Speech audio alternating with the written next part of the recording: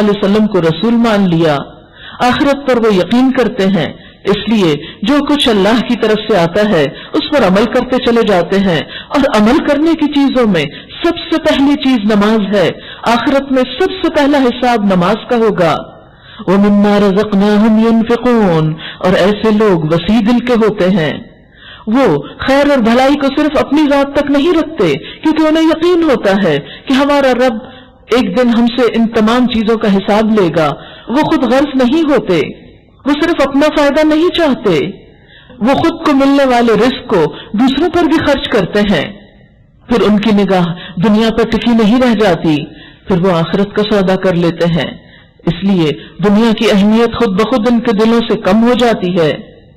وَالَّذِينَ يُؤْمِنُونَ بِمَا أُنزِلَ إِلَيْكَ، اور وہ صرف قرآن کو نہیں مانتے بلکہ ان تمام چیزوں کو مانتے ہیں جو آپ صلی اللہ علیہ وسلم کی طرف نازل کی گئی، خواہ وہ قرآن کی شکل میں یا پھر وہ حدیث کی شکل میں، ان تمام چیزوں کو مانتے ہیں۔ بما انزل الیک، جو کچھ بھی آپ کی طرف اتارا گیا، خواہ الفاظ کی شکل میں خواہ دوسری رہنمائی کی صورت میں۔ وما انزل من قبلک، اور جو آپ سے پہلے نازل کیا گیا یعنی دیگر انبیاء پر، گویا وہ وسیع دل کے مالک ہوتے ہیں، وسیع سوچ کے مالک ہوتے ہیں، تنگ نظر نہیں ہوتے۔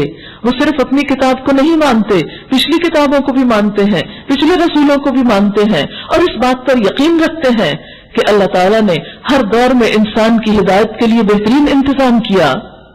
وَبِالْآخِرَةِ هُمْ يُوقِنُونَ، اور وہ آخرت پر یقین رکھتے ہیں، وہ جانتے ہیں کہ انہیں ایک دن واپس اللہ کے حضور پلٹنا ہے۔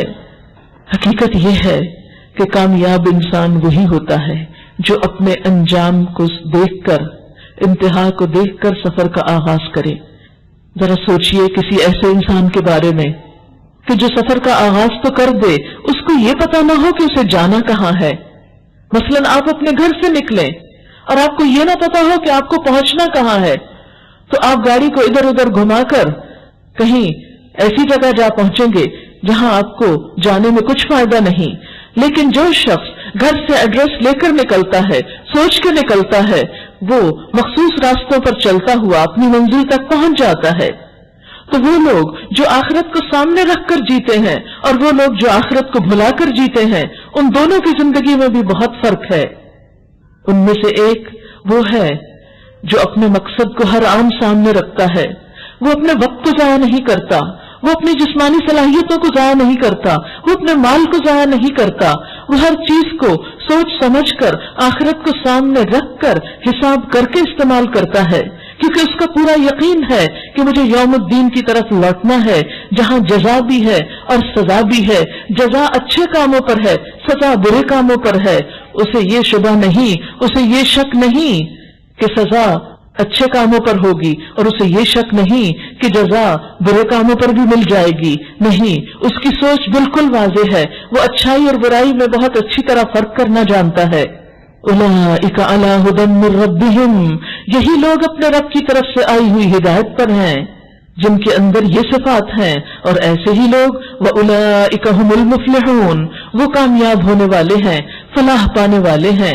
ہم میں سے ہر شخص کامیاب ہونا چاہتا ہے، ہم میں سے ہر شخص نقصان سے ڈرتا ہے، لیکن حیرت ہوتی ہے کہ وہ کام نہیں کرتا جو انسان کو کامیابی کی طرف لے جانے والے ہیں۔ اس کے برعکس کچھ اور لوگ بھی ہیں اس دنیا میں، ان الذین کفروا سواء علیہم اانذرتہم ام لم تنذرہم لا یؤمنون، جن لوگوں نے ان باتوں کو ماننے سے انکار کر دیا ان کے لیے برابر ہے، خواہ تم انہیں خبردار کرو یا نہ کرو، وہ ماننے والے نہیں ہیں۔ کیوں نہیں مانتے؟ آپ دیکھیے کہ جب روشنی ہوتی ہے اچھائی اور برائی کا فرق واضح ہو جاتا ہے، لیکن اگر کوئی شخص اپنی ہی آنکھیں بند کر لے تو اس کو پھر کوئی بھی چیز نظر نہیں آئے گی، نہ اچھائی نظر آئے گی نہ برائی نظر آئے گی۔ تو انکار کرنے والوں کی نفسیات بھی کچھ ایسے ہی ہوتی ہے۔ جن کو ماننا نہیں ہوتا وہ سورج کی روشنی کے سامنے بھی آنکھیں بند کر کے انکار کر دیتے ہیں، وہ دن کو رات کہنے کے عادی ہوتے ہیں کیونکہ ان کی اپنی آنکھیں بند ہیں۔ حق سورج سے بھی زیادہ روشن ہوتا ہے، لیکن جو لوگ اپنی آنکھیں بند کر لیں، جو دل کے دروازے بند کر لیں، جو تعصبات میں گھر جائیں، ان کو پھر حق نظر نہیں آتا، اس لیے وہ کفر کی راہ اختیار کرتے ہیں۔ ایسے لوگوں کو خواہ آپ کسی بھی طرح سمجھائیں وہ مان کے نہیں دیتے، اسی لیے اللہ بھی ان کو پھر سزا دیتا ہے۔ ختم اللہ علی قلوبہم وعلی سمعہم وعلی ابصارہم غشاوہ، اللہ نے ان کے دلوں اور ان کے کانوں پہ مہر لگا دی ہے اور ان کی آنکھوں پر پردہ پڑ گیا ہے۔ کیوں؟ اس لیے کہ انہوں نے نہ اپنے دل استعمال کیے، نہ اپنے کان استعمال کیے اور نہ اپنی آنکھیں استعمال کی کہ حق موجود تھا لیکن اس سے فائدہ نہیں اٹھایا۔ وَلَهُمْ عَذَابٌ عَظِيمٌ، اور ان کے لیے عظیم عذاب ہے، بہت بڑا عذاب ہے، کیونکہ انہوں نے اللہ کی نعمتوں کی ناقدری کی، اللہ کی نعمتوں کی ناشکری کی، ان صلاحیتوں کو، ان ٹیلنٹس کو صرف ان کاموں میں استعمال کیا جن میں حقیر دنیا کے فائدے تھے۔ ان کی ساری کوششیں، ساری محنت صرف اور صرف دنیا میں لگی رہی اور وہ حقیقت کو نہ پا سکے۔ انہوں نے یہ کبھی نہ سوچا کہ ہم کہاں سے آئے ہیں، ہمیں کہاں واپس جانا ہے۔ انہوں نے اندھے بہرے بن کر زندگی بسر کی، لہذا وہ اللہ کی نعمتوں کو نہ پا سکے اور ان کے لیے بہت بڑا عذاب ہے، وہ عذاب ہی کے مستحق ہیں۔ اسی طرح ایک تیسرا گروہ ہے اور وہ گروہ ہے گروہ منافقین۔ وَمِنَ النَّاسِ مَن يَقُولُ آمَنَّا بِاللَّهِ وَبِالْيَوْمِ الْآخِرِ وَمَا هُمْ بِمُؤْمِنِينَ، بعض لوگ ایسے بھی ہیں جو کہتے ہیں کہ ہم اللہ پر اور آخرت کے دن پر ایمان لائے ہیں، یعنی زبان سے کہتے ہیں، دعویٰ کرتے ہیں، لیکن حقیقت میں وہ مومن نہیں ہوتے۔ وہ اللہ اور ایمان لانے والوں کے ساتھ دھوکہ بازی کر رہے ہیں، مگر دراصل وہ خود اپنے آپ ہی کو دھوکے میں ڈال رہے ہیں اور انہیں اس کا شعور نہیں۔ ان کے دلوں میں ایک بیماری ہے، کون سی؟ دنیا کی محبت کی، جسے اللہ نے اور زیادہ بڑھا دیا، اور جو جھوٹ وہ بولتے ہیں اس کی پاداش میں ان کے لیے دردناک سزا ہے۔ جب کبھی ان سے کہا گیا زمین میں فساد برپا نہ کرو تو انہوں نے یہی کہا کہ ہم تو اصلاح کرنے والے ہیں۔ خبردار، حقیقت میں یہی لوگ مفسد ہیں مگر انہیں شعور نہیں ہے۔ اور جب ان سے کہا گیا کہ جس طرح دوسرے لوگ ایمان لاتے ہیں اسی طرح تم بھی ایمان لاؤ تو انہوں نے یہی جواب دیا، کیا ہم بے وقوفوں کی طرح ایمان لائیں؟ خبردار، حقیقت میں تو یہ خود بے وقوف ہیں مگر یہ جانتے نہیں۔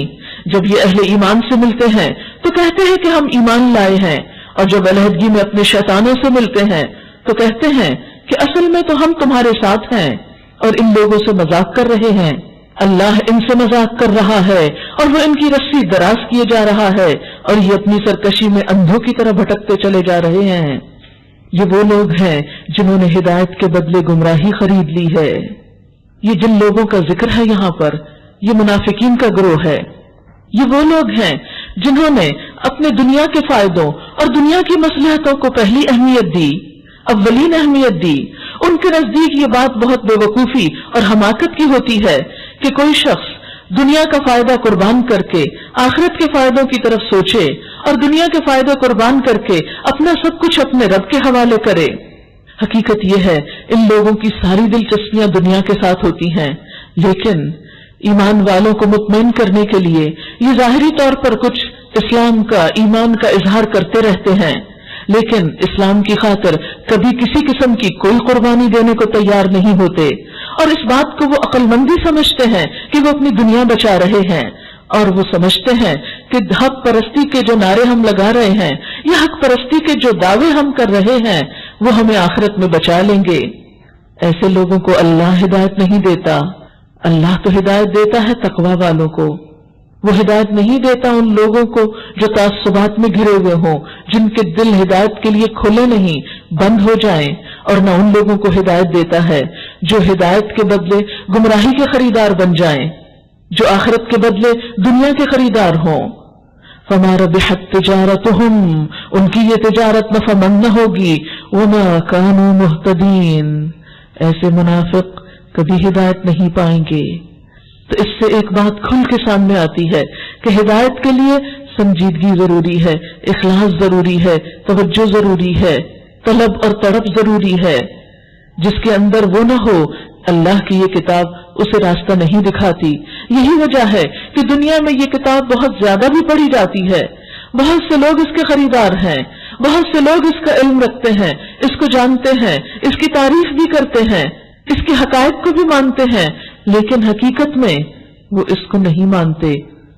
کیسے؟ کہ اس کے مطابق زندگی بسر نہیں کرتے۔ ایسے لوگوں کو اللہ ہدایت یافتہ نہیں کہتا۔ ان کی مثال ایسی ہے جیسے ایک شخص نے آگ روشن کی اور جب اس نے سارے ماحول کو روشن کر دیا تو اللہ نے ان کا نور بصارت سلب کر لیا اور انہیں اس حال میں چھوڑ دیا کہ تاریکیوں میں انہیں کچھ نظر نہیں آتا۔